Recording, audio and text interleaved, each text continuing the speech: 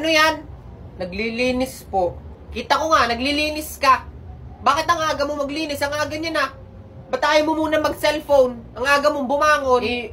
Wala naman akong gagawin eh. Kaya ako gumising ng umaga para maglinis-linis dito Kung sa bata bahay. ka talaga. Araw-araw na lang. Ha? Tuwing na lang umaga. Ang aga mong gumising. Tapos naglilinis ka. Ayaw mo man lang mag-cellphone muna. Humilata hanggang tanghali. Bumangon ka na lang pagkakain na. Hindi yung ang aga mong gumising tapos maglilinis ka.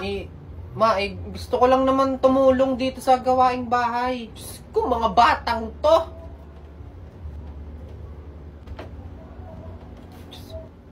Bintana! Ma, Sino naghugas ng pinggan? ako po. Ako ang naghugas. Di ba sabi ko akong maghuhugas? Ha? Napakakapal ng mukha mo. Parang wala kang katulong.